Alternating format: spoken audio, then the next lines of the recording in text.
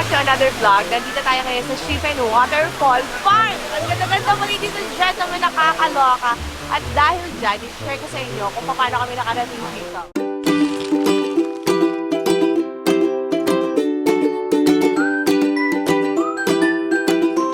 Another vlog dito sa Taiwan. Welcome back everybody. Ang Liam nyo at ang Daddy Justin ready na kumain ng lunch. So, dalawa lang yung in-order namin ng lunch ngayong araw na ito kasi hindi pa naman ako sobrang nagugutom. Pero titikim ako Ang plano ko, dun tayo sa Old Street lalapang ng bongga. Pero ito yung in-order namin for lunch. O, tingnan nyo, sobrang healthy niya, di ba? Meron siyang pork, meron siyang kamatis, meron siyang itlog, tapos meron siyang side dish pa ng mga vegetables na parang gusto ko nang kainin yung entire bowl. So, mamaya ka na lang kayo ulit i-update, ladies and gentlemen. I'll be right back. By the way, namasahe pala kami papunta dito kasi gusto lang namin ma-try kung anong feeling kapag i-DIY siya at saka gusto ko malaman kung mas okay ba yun or i-cloak na lang. Here we are at Shifen Waterfall Park. So maganda na may kopya kayo ng mapa. Pagkatapos, this opens at 9 and closes at 4:30. So ayun na nga, ladies and gentlemen, tayo po ay nakakain na at medyo ang init ng araw. Ayun yung waterfalls! Kita niyo ba yun? Napakain natin ng gulay si Liam pala kanina. Nakakatawa naman. Punta tayo dun sa may hanging bridge para mas maganda yung view na may pakita namin sa inyo. Daddy, ang ganda! Kaya nga eh. Ang ganda ng araw mo dyan. Para kang may filter. Daddy, ang sarap maligo! Kaya nga. Ay, nakikita ko hanggang doon pa yung waterfalls. Kaya... Hindi pa ito yun. Feeling ko malaki. Sabi Yun. sana malaki daw eh. Oh, yun. Sabi sa TikTok. Siyempre, ang aming itinerary sa TikTok ko lang hinahanap ko na yung mga trending doon. Itatype ko lang yung lugar. Tapos lalabas sa lahat ng mga attractions doon. So tara, punta tayo sa Hanging Bridge. Kwento mo, ano nakita mo? May nahanap ko yung mga isla. Yan, ang ganda. Ang ganda lang. Sana merong boat ride, balsa. Hanggang sa kaduluduluhan, Daddy. Mas maganda. Diba? Parang nasa Japan. Ang cute. Ang cute lang. At medyo murky yung tubig, pero maganda naman. Doon sa nakita ko talaga may araw na sobrang crystal clear ng tubig doon sa baba. Walang isda. Meron yan anak, nagtatago lang murky kasi yung tubig. Nagpalit na ako ng camera, naka-iPhone na ang mamikis nyo, so sana okay lang yung audio. Anyway, baba tayo, ang ganda. I don't recommend na kung may bata kayo ay magdadala kayo ng stroller kasi tingnan nyo yung dadaanan ng stroller. Ayan, ganyan ang mga madadaanan ninyo. So, mas maganda, magtakbo-takbo na lang sila na ganyan. Pero nagdala kami ng backpack para sa mga gamit namin napakarami. Pero yung backpack namin may wheels. Saan nga natin nabili yan, Lab? Sa Lazada ko nabili, kaso ano na yan discontinued na. Papunta pala dun sa actual na falls, medyo marami tayong madadaanan na kainan. Kung foodie kayo, talaga mag-i-enjoy kayo dito. By the way, Shifen Waterfall is a scenic waterfall located in Pingxi District, New Taipei City, Taiwan. At hindi kayo lalagpas ng 2 oras papunta dito from the main city, which is really good. And this is the widest waterfall in Taiwan and the largest waterfall in Taiwan by water volume, and the country's most famous and visited waterfall.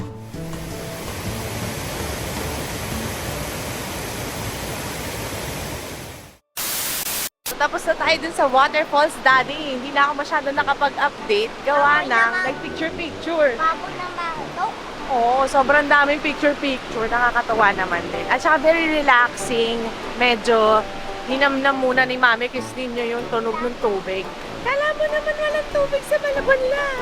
Yung tubig doon yung Ganyan din yung tunog ng alunod pag pag umuulan. Anyway, sasama tayo dun sa isang grupo na nagtutour na nawala na nandun na sa taas. Wait lang.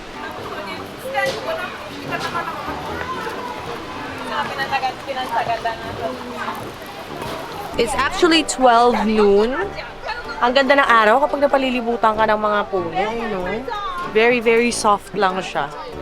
So, soft, hindi niya na nga ako makita.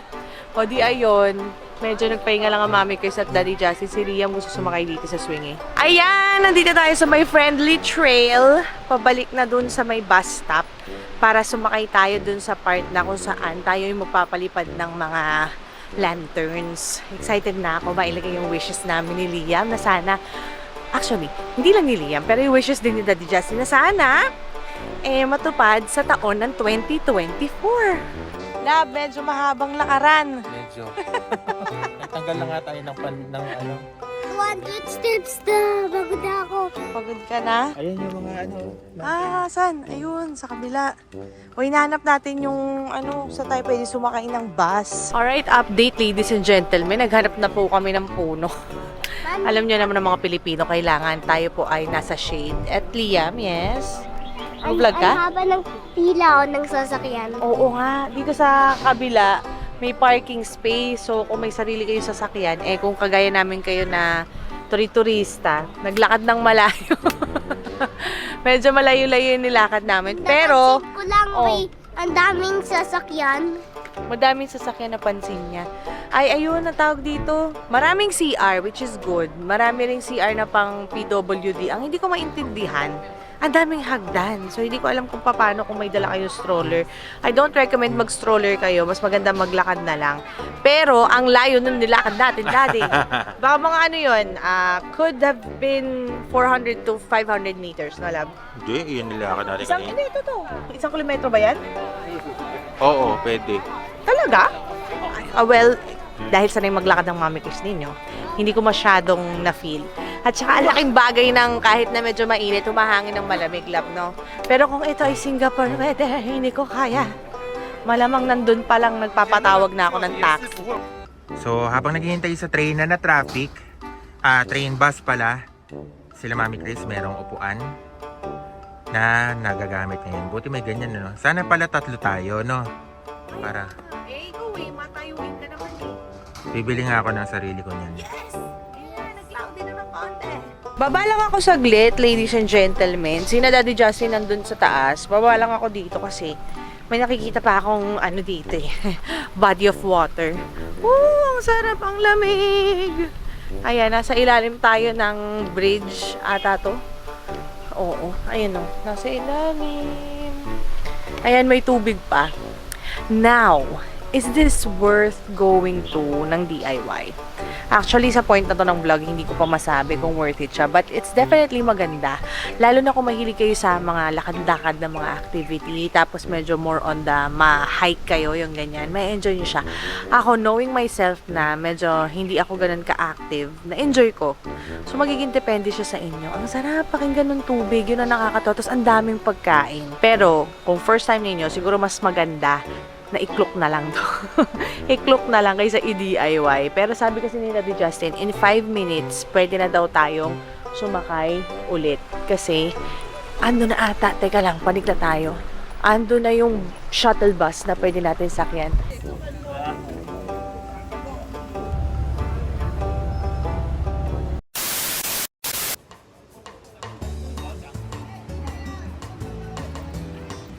So after a good 15-20 minutes doon sa ating shuttle bus, nakarating na po tayo sa may Pingxi Station. And ang ganda rin ng ng ambience dito, nakakatawa, very provincia feels. Tapos, meron ding body of water dito sa harap, pakita ko sa inyo. Sa nakita ko sa TikTok, dito daw mas okay magpalipad ng lantern kasi mas mura. Hanapin lang natin ang Daddy Justin ninyo at saka si Liam. At nang tayo ay makapagpalipad na. At the same time, nagugutom na ako. Hindi kami nakapunta dun sa may Old Street sa Shifen. Gawa ng, nagkalituhan kami sa directions. Pero sabi ni Daddy Justin, banda daw dito sa dulo. Ayan, nakikita nyo, banda dun. May mga kainan. So, yun ang pupuntahan natin. Ayan, medyo nag-cloudy-cloudy na ng bongga kanina. Sobrang init, sobrang sunny. Nahanap ko na yung mag-ama. Actually, nakita ko na sila. Doon sila sa likod. Naghahanap ako ng ng sticker. Lalagay ko doon sa Ilalagay ko doon sa ating scrapbook. Though, pwede ding 3D. Ang ganda nito. Diba? Pwede ko to ilagay doon sa scrapbook. May kalingling siyang ganyan. Or, yung mga magnets, doon ko pala pwede ilagay. Ang cute to, diba? Teka lang. Pwede rin naman postcard. Sorry ako, medyo may crumbs pa ako ng cookies na kinain ko. Bago ako nag-update sa inyo.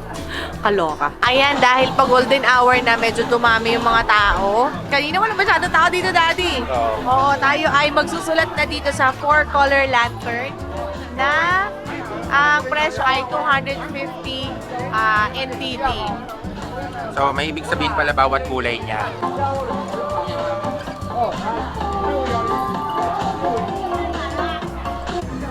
No obesity.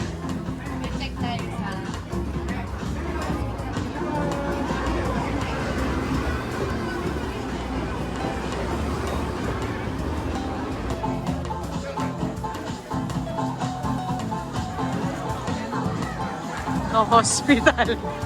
Hospital? Hospital.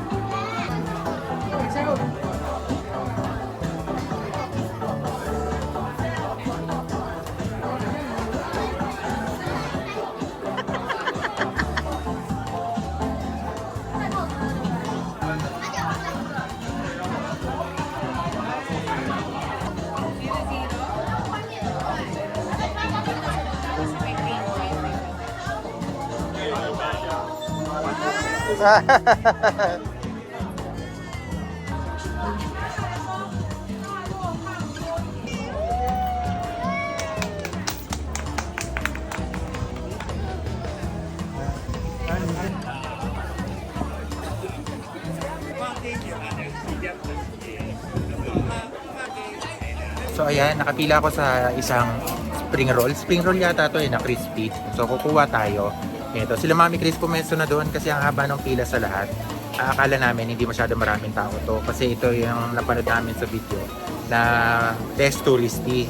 Ang dami ring tao. Hindi pa namin alam kung paano dun sa touristy mismo sa shipping.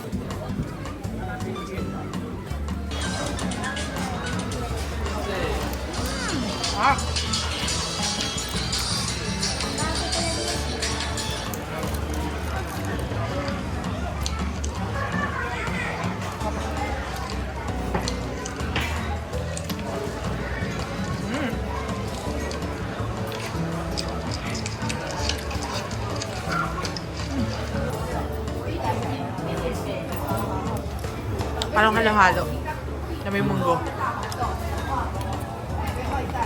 So, ayan ladies and gentlemen, pababa na tayo, pabalik na tayo sa bus stop.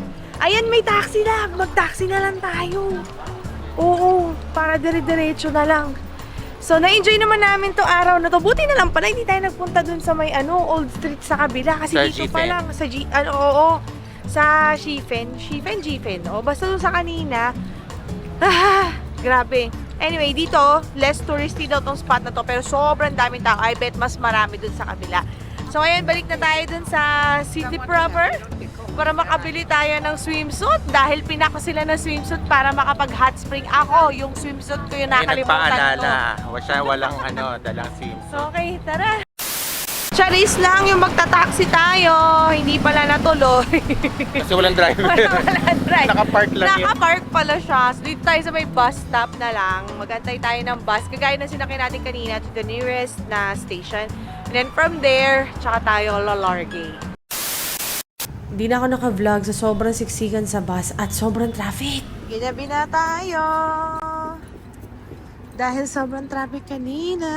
Ang ganda naman nun. Daddy, ano na? Ano na? Ano na? Buti na lang no, naka-tirolyo tong ating bag. At least, hindi masakit. Compensating pagkawala ni Liam ng Oo. stroller. Wala nang stroller, wala pang binubuhat.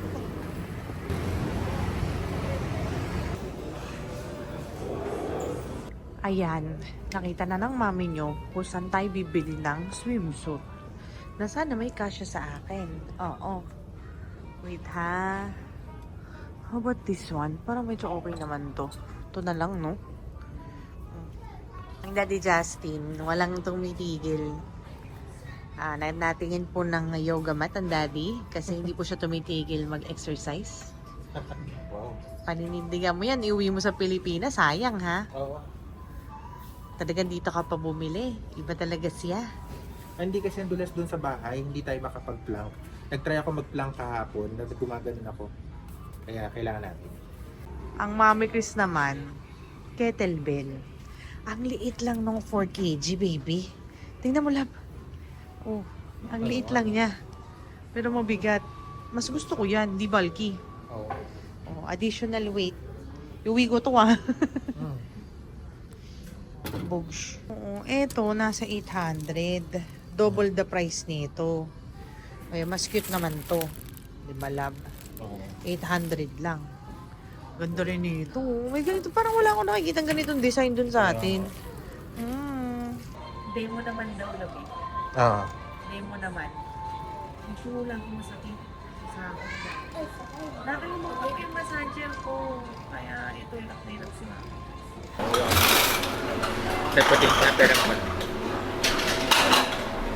Tapos na tayo mag-shopping sa Decathlon. Mag-haul kayo na bit, pero kakain lang kami. Kasi katapat ng Decathlon ay etong sushi Express. Kain tayo! Bali, eto yung presyo, 30, 40, 60. Feeling ko makakatatlong peraso lang ako eh. Kusog na ako. Ano si Daddy? Good? Liam, how about yours? Ano sa'yo? Ano yung kay Liam? Chocolate pudding. Subok nga, patingnan nga. So jiggly. Parang slime.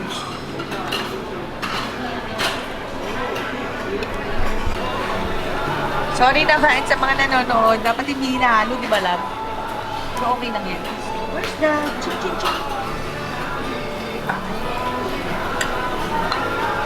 Kain tayo!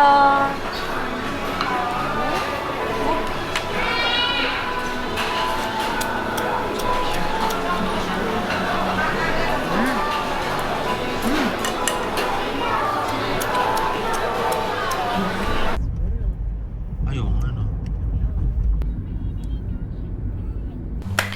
Grabe, kinabukasan na. Pasensya na ha, kasi hindi namin kinaya. Yung biyahe, galing dun sa, ano yun, lab? Pingxi. Pabalik na.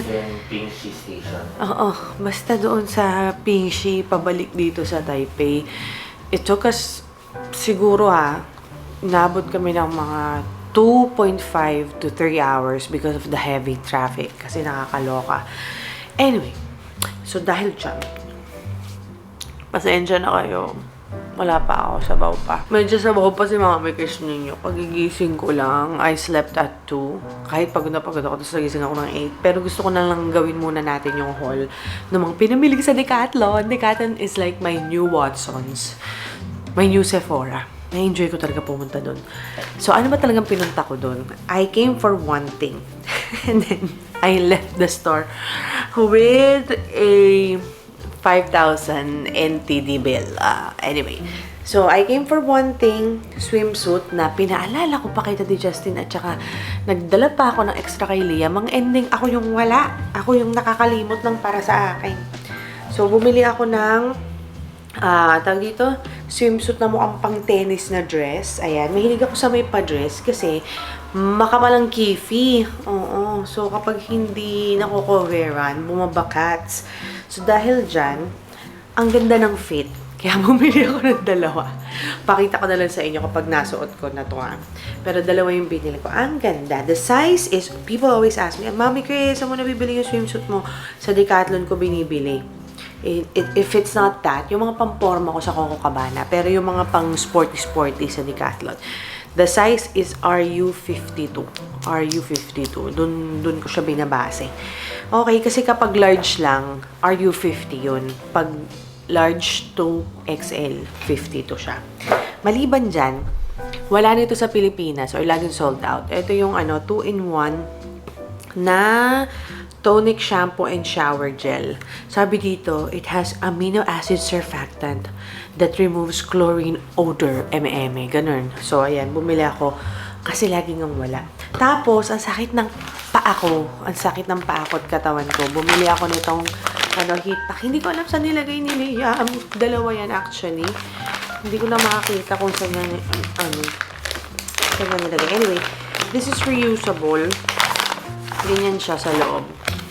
Pero hindi siya yung kagaya no sa akin na pipindutin mong ganon tapos magsusolidify. Ito, bababaran mo lang siya ng tubig na mainit or pwede mo siyang i-microwave directly. So, ayan siya. Medyo mas malaki. O, ayan. Pwede ko siya yung ganon. Yung isa will stay forever doon sa aming maleta para lagi akong may heat pack. Nakalimutan ko din yun kasi nga spontaneous trip lang to. So, yun, wala akong dala. Maliban doon, eto na. Akalain bumili ng kettlebell ang Mami Chris. Oh, ang ganda nitong kettlebell na to. Ang tawag dito, Lab? Eco-design. Eco-design kasi malambot siya. Ayan o, malambot. Hindi siya yung parang kettlebell na metal. Oo, na kapag tumama sa tuhod mo, magpapasa ka. So, eto siya. Tanggalin naman natin sa lalagyanan para ayan, mapakita ko sa inyo. Bogs 4 kg. Meron nga 6 kg doon. Gusto kong bilhin. Wala nito sa Pilipinas eh. Or at least, hindi ko napapansin or out of stock siya. Pero ayun siya, malambot. Ang galing! Hanap ako ng something similar sa Lazada. And then, ang Daddy Justin nyo, masakit katawan, nag-request siya for Valentine's Day. Ayan. Bumili daw kami nito. Sabi ko, iuwi natin yan ha. Speaking of iuwi, sabi ko, love, iuwi ba natin to? Kasi nung una, ang bala ko lang sa ganito, iiwan na namin dito. Kasi 4 kg. Sabi niya, sayang, iuwi mo. So, yun, iuwi natin yan. Ito, parang 3-in-1. M&M siya na pang, ay, may takip. Yun, nalaglag na. May takip pala siyang ganun para pwede mo itago yung mga iba-ibang shape ng roller, whatever. Daddy, payabot nga ako. Bakit nga ba tayo bumili kasi yan? Eh, kasi nga napagod tayo sa biyahe. Hindi, tsaka naiwan natin yun. Ay! Oo, naiwan namin yung travel massager. Kasi 4 yung maleta. Nasa kabilang maleta yun, feeling ko. Eh, meron din namang massager doon na napakasarap. Nagstay ako doon ng mga 10 minutes, binabaril ko yung pa. Hanggang sa dumating na lang yung attendant, sabi niya, bibili ba kayo? Kasi kanina pa kayo dyan, don't try me. Don't test me. Kasi, ang Mami Kiss ninyo, pag ako, lalo mong hinahamak na ganyan, napapabili ako. Maliban dyan, kasi nag-work kasi Daddy Justin nyo, ang dulas ng sahig. So, ayan, bumili kami ng yoga mat para medyo cushion din. Ewan ko kung may enough grip to. Oh, bumili siya. Sabi niya, iuwi daw niya. Last but not the least, bumili ako ng maleta. Napabili ako ng maleta na napakaganda. Ang maleta na hand carry, na maleta ni Liam. Ayan, didemo ko na lang sa inyo. Ang maganda dito kasi, kasha yung laptop ko, yung travel laptop, yung MacBook Air. Kasha. Tapos, pagbukas mo ganyan, may organizer na sa loob. May compartment for the shoes, for the clothes.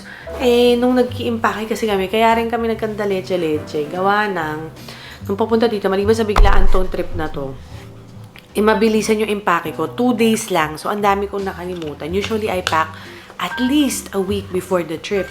Pero ito, 2 days lang inabot. Kaya may mga nakalimutan ako. Tapos na pagtanto ko na, si Liam, magsi-6 na siya, kailangan niya na ng sariling maleta. Hindi na kami pwedeng hati. Kasi ang ending, nag-overspill yung gamit ko. Napupunta kay Daddy Justin, tapos naghahanapan kami ganun. Or dapat sila mag-ama ang maghati. Pero basta sabi ko, mas maganda, matingin na natin siya na may sarili na siyang gamit. Na doon nakalagay, or sarili na siyang maleta na doon nakalagay yung gamit niya. So, yun lang. Inabot siya ng halos 5,000 something in peso. 9,000 pesos. 9,000 pesos para dito sa swimsuit na ang dami ko naman sa bahay. Nakalimutan ko. Pero okay lang. Maganda naman siya. Very, very nice. So, yun lang. Thank you for watching this vlog. I'll see you on the next one. Bye!